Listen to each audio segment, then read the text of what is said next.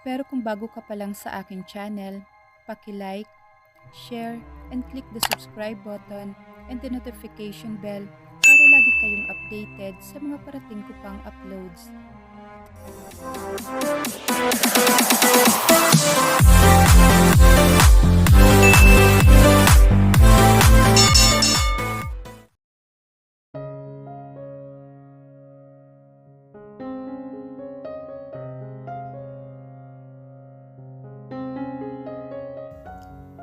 Magpaiwan sa loob ng kotse?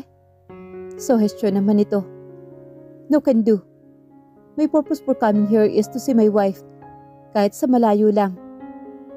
Ganito na lang, sa pinakasulok na lang tayo maupo. Huwag na lang tayong mangahas na lumapit sa table ni Miss Liana. Iyon na ang naisip nitong pinakamagandang gawin. Okay, let's go.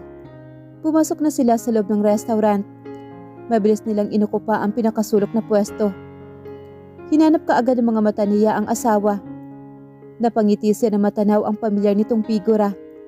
Mag-isa lang ito sa table. Naroroon ba ito para kumain mag-isa? Kawawa naman ang asawa niya. Gustong-gusto na niya itong samahan. Pwede kaya niya itong lapitan?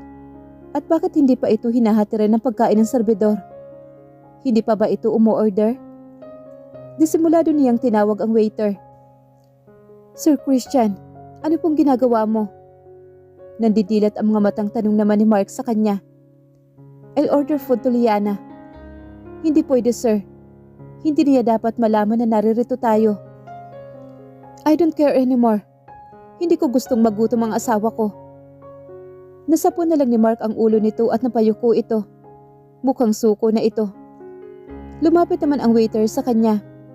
Itinuro niya ang ilang pagkain mula sa menu ng restaurant at sinabi niya itong iserve sa table ni Liana. Kinakausap pa niya ang waiter nang sa pagtingin niya sa dako ni Liana ay nakita niyang may lalaking lumapit dito at kilala niya kung sino ito. Nagtagis naman ang mga bagang niya at marahas siyang napatayo.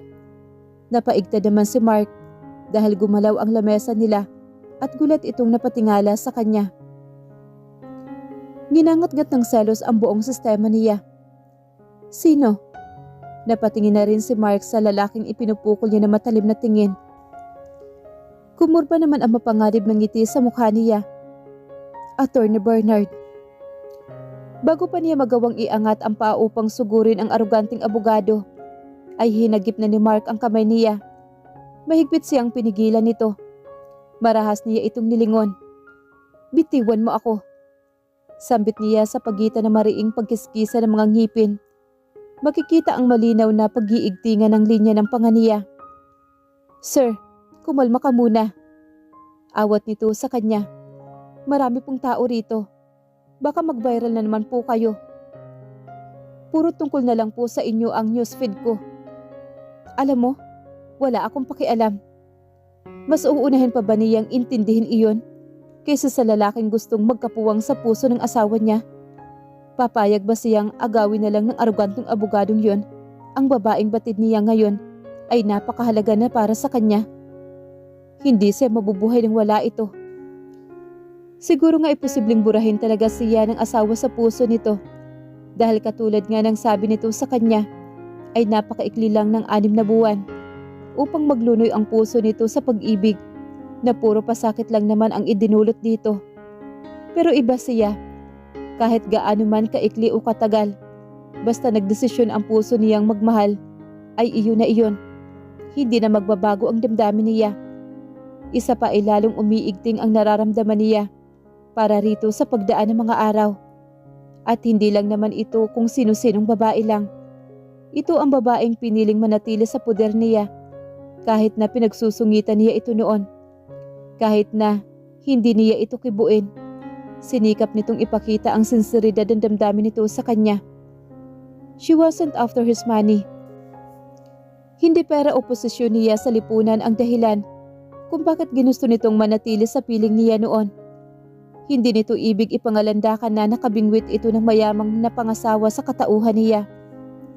Sinayang niya iyon, pero determinado ang puso niyang mabawi ito, kahit sa anong paraan pa. Pinukol niya na matalas na tingin si Mark na ayaw bitawad ang kamay niya. I feel threatened here. Prangka niyang sambit dito. Nagsasalimbayan sa mga mata niya ang purong emosyon na nagpapahiwatig na maigting na pangamba at takot niya. Sa tingin mo, panunuorin ko lang ba ang lalaking iyan habang unti-unti niyang kinukuha ang loob ng asawa ko? Napanganga naman ang lalaki at naintimida sa matalas na kislap ng mga mata niya. Napilitan itong pakawalan ang kamay niya. Plano ko na sanang itulak ka. Kakadikit ng inuupuan mo. Kung hindi mo pa ako binitawan, may pagbabanta sa tono ng boses niya. Itinas nito ang magkabilang kamay na tila sinasabing hindi ito lalaban sa kanya at gagawin na niya kung ano ang gusto niya. Pero sir, gusto ko lang sabihin sa inyong hindi magugustuhan ni Miss Liana na mabalandra na naman ang mukha niya sa balita. Baka lang kasi lalong lumayo sa inyo si Miss Liana, imbes na makuha mo ulit siya. Natigilan naman siya. Inilibot niya ang mga mata sa kabuuan ng restaurant. Eksklusibo ang lugar na iyon. Sa pinakagitna ay may eleganteng aranya. Karpintado ang sahig na kulay madilim na asol. Ganoon din ang kulay ng mga seat cover. Puti naman ang mga lamesa. Ang mga serbedor ay may formal na uniforme. At tuwid kong maglakad at halatang inaral ng maayos ang bawat kilos. Magiling ding makipag-usap sa mga tao mga ito. Iginalaw niya ang hintuturo. You have a point. Sang-ayon naman niya kay Mark. Tinawag niya ulit ang waiter. Ang kausap niya kasi kanina ay pinaalis niya muna. Would you like me to proceed with the orders you placed earlier, sir? Tanong ng waiter sa kanya nang makalapit na ito sa kanya. No, please cancel it. I'd like to speak to the person holding the highest position on shift. Can you show me to his office? Napamaang naman ang waiter. Nariyan po ang senior manager namin, sir. Kakausapin niyo po ba? Yes, I'd like to. Pwede mo ba akong samahan sa opisina niya? I'm Christian Williams, CEO of Williams Corporation. Pakilala niya sa sarili niya. Tiyak naman kasing magtatanong din ang boss nito kung sino ang taong gustong kumausap dito. Sandali lang po, sir. Kaabisuhan ko lang po muna si Sir Noel. Sure. Pwede pakibilisan lang sana. May mahalaga akong bagay na gustong idulog sa kanya. Magalang itong tumango at matapos magpaalam sandali ay lumiko na patungong pintuan na ang pwede lang pumasok ay ang mga otorisadong empleyado ng restaurant. Habang naghihintay ay hindi niya inaalis ang mga mata sa nakakasuyang bisita sa unahan. Titig na titig lang siya sa abogado na halos wala ng bukas kung makangiti kay Liana. Kung nakakabutas lang ang mga titig niya, ay tumagos na iyon sa ulo ng abogado. Nagiinit ang ulo niya at naghihingalo ang gahiblang pagpipigil na natitira pa sa kanya. Malapit nang mapigtas iyon. Mabuti na lang at bumalik na ang waiter bago pa magkaroon ng sariling utak ang mga paa niya at dalhin siya sa table ng asawa. Sir, pwede raw ho. Sumunod ho kayo sa akin. Sasamahan ko ho kayo sa opisina ni Sir Noel. Anito. Dito ka lang, Mark. Maupo ka lang dyan. Bantayan mo si Liana. Siguraduhin mong hindi hahawakan ng lalaking iyan ni dulo ng daliri ng asawa ko. Habili naman niya rito. Napahugot lang ito ng malalim na paghinga at sunod-sunod na tumango ito. Nabulilyaso ang lakad nito nang dahil sa kanya. Pero mabuti na rin at sumama siya. Kung hindi ay paano niya makikita na magkasama pala ang abogado at si Liana. Nang nasa opisina na sila ng senior manager, ay hinubad na niya ang suot na sombrero at face mask. Hindi na rin siya nagpaligoy-ligoy pa. Papunta pa lang sana ito sa kanya at ibubuka pa lang nito ang bibig para batiin siya dahil kilala siyang tao sa industriya ng kalakaran. Subalit inunahan na niya ito. Here's my card. I rent the whole place. Asked all the guests to leave immediately except for the two people sitting at the table in the middle under the center chandelier. Inabot niya rito ang black hexa card niya. Ang dalawang taong sinasabi niyang nakaupo sa ilalim ng aranya ay sina Liana at Attorney Bernard. Napako naman ang mga mata ng senior manager sa card na inabot niya rito. Kinuha niya ang kamay nito at ipinatong sa palad nito ang card. Tapos ay naupo siya sa naroroong sofa. Maghihintay ako rito hanggang sa mapaalis na ninyo ang lahat ng guest. Tumikim naman ang senior manager. Wala sa loob na napahaplos ito sa lalamunan. Para bang nanunuyo iyon. Mr. William, imposible po ang gusto niyong mangyari. Gustuhin man namin ay hindi pwede. Ang restaurant namin kasi ang malalagay sa alanganing posisyon kapag sinunod namin ang gusto ninyo. Hindi nagbago ang determinadong ekspresyon sa mukha niya. What's the name of this restaurant again? Plaza de Blas, sir. Tugo naman ito. Inilabas niya ang cellphone at tinawagan niya si Alex Santillan, the CEO of Santillan Ventures Incorporation.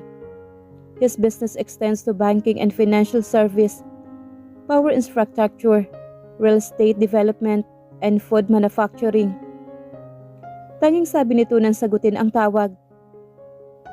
Matipid itong nagsalita sa kanya. Tuwid o blanco lang din ang palagi ang ekspresyon ng mukha nito. Hindi ito mahilig makipag-usap sa kahit na sinong tao lang.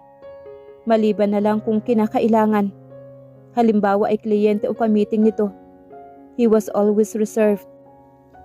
Pero ibang-iba ito kay Ayla, ang babaeng napangasawa nito. Mahal na mahal nito ang asawa na simula pa lang ay napagkamalan pa nitong bayarang babae. Are you familiar with the restaurant Plaza de Blas? Tanong niya rito. Yes, why? You are. How? We are that restaurant #1 supplier of prepackaged food items, custom ingredients, sauce, condiments, and many more. Why are you asking? Wala lang. Thanks. Okay. Bago pa niya mapindot ang end button ay naunahan na siya ni Alex na magbaba ng telepono. Lihim na lang siyang napailing. Pinagsalikop niya ang mga kamay at humarap siya sa senior manager. I'm a close friend of Mr. Santillan. Kilala mo siya sigurado ako. Namutla naman ito. Tawagan mo ang CEO dito o kung sino man. Sabihin mo sa boss mo kung ano ang gusto kong mangyari. Gusto niyang kutyain ang sarili niya. Alam niyang ginagamit na niya ang koneksyon niya upang umayon sa gusto niyang mangyari ang sitwasyon. Tumango ito at mabilis na pumindot ng numero sa cellphone nito. Seryoso itong nakikipag-usap sa taong nasa kabilang linya. Pagharap ulit nito sa kanya ay tumango na lang ito. We will tell the guests to leave immediately, Mr. William. Please wait for us. Then inform them that reimburse their expenses today. Aniya naman dito. Makarin ng kaunting sandali ay bumalik na ang senior manager. Tumayo lang ito sa gilid ng pintuan. Pwede ka nang lumabas, Mr. William. Thank you.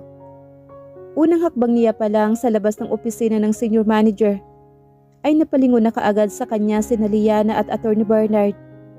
Nakatayo ang mga ito sa marahil ay nagtataka kung bakit pinalabas ang ibang customer ng restaurant. Kahit si Mark ay kasama ring napalabas. Nag-uugnay ang mga tingin nila ni Liana. Nagsasalubong ang mga kilay nito. Nginitian niya lang ito at walang pagmamadaling humakbang patungo sa kinatatayuan nito. Katabi ng abogado na hindi itinago ang pagkayamot sa kanya. I didn't expect to see the two of you. Patay malisya niyang wika rito. Anong ginagawa niyo rito? Casual niyang tanong sa mga ito. Kahit ang totoo ay gustong-gusto na niyang hatakan sa kuwelyo si Attorney Bernard at itulak ito papalabas ng restaurant. Kami ang dapat magtanong sa iyo niyan. Anong ginagawa mo rito? Ibinalik ni Liana ang tanong sa kanya. At hindi kong iisipin na nagkataon lamang. Anang abogado na katiimbagang. Nilingap nito ang mga mata sa kabuuan ng bakanting restaurant. At ang makitang pinalabas ang mga guest. At sigurado akong may kinalaman ka dito. Ang mga empleyado naman ng restaurant ay tahimik lang na nakamasid sa kanila. Walang may nangahas na lumapit. Maybe, tipid niyang sambit dito. Matiim niyang tinitigan si Liana. Bakit magkasama kayo ng abogadong to? Kung ano man ang dahilan kung bakit nakipagkita ako kay Attorney Bernard, labas ka na ron. Hindi mo na iyon kailangang malaman pa, Christian. Matigas ang boses ni Liana. Asawa mo ako, kaya gusto kong malaman. Mariin niyang sabi rito. Hindi na tayo mag-asawa. Annulled na ang kasal natin. Wala na iyong bisa. Pagsasalungat naman ito. Hinagilap niya ang kamay ni Liana at mariin itong hinawakan. Halos magtagos ang klase ng titig niya sa mga mata nito. Then, marry me again. Magpakasal ulit tayo. Huminga ng malalim si Liana para pakalmahin ang sarili nito. Christian, hindi tayo dumaan sa proseso ng annulment para lang magpakasal ulit. Tapos nang sa atin, hindi na tayo magkakabalikan pa. Napatiim naman bagang siya. I will never let go, Liana. Humigpit lalo ang pagkakapulupot niya sa kamay nito. Sinubukang hablutin ni Atty. Bernard ang kamay niya. Let her go. Hinatak niya sa kuwelyo ang abogado at maras na itinulak pasubsob sa sahig. Huwag kang makialam dito. Problema namin to ni Liana. Pauyam niyang sikmat sa lalaki. Don't provoke me, attorney. Matunog niyang banta rito. Wala siyang pakaalam kahit na alam niyang abogado pa ito. Tumayo ito at pumalatak. Pinapagpag nito ang pantalo na lumapat sa sahig. My family has always been friends with the Salvation at obligasyon kong protektahan si Liana laban sa iyo. Kahit na paulit-ulit mo pang igiit na asawa mo si Liana, sa mata ng batas ay wala ng bisa iyon, kaya tantanan mo na siya. May responsibilidad ako kay Liana dahil ipinagbubuntis niya ang anak namin. Namilog naman ang mga mata ni Liana. Marahas itong napalingap sa abogado. Hindi totoo yan. Hindi ako buntis. Itinuwid agad nito ang sinasabi niya. You heard that, Mr. Williams? She isn't pregnant. Napabuga naman ng hangin si Liana. Christian, para matigil ka lang, magpapatingin ako sa doktor bukas na bukas din. Patutunayan ko sa iyong hindi ako buntis. Kumuyom naman ang mga kamao niya. Nagtagisan sila ng tingin ni Atty. Bernard. At dahil mukhang hindi ka talaga matatahimik, sasabihin ko na sa iyo kung bakit magkasama kami ngayon ni Liana. Hindi siya nagsalita at naghintay nang idudugtong nito sa litanya. Tinutulungan ko si Liana na mag-file ng restraining order laban sa iyo. Nanggulo ka sa press con, hindi ba? Iyon ang gusto ng pamilya ni Liana para hindi ka na makalapit.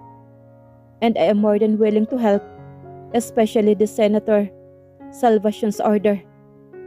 You son of a bitch. Itinas nito ang kamay. Wait, there's more. What? Wika niya rito.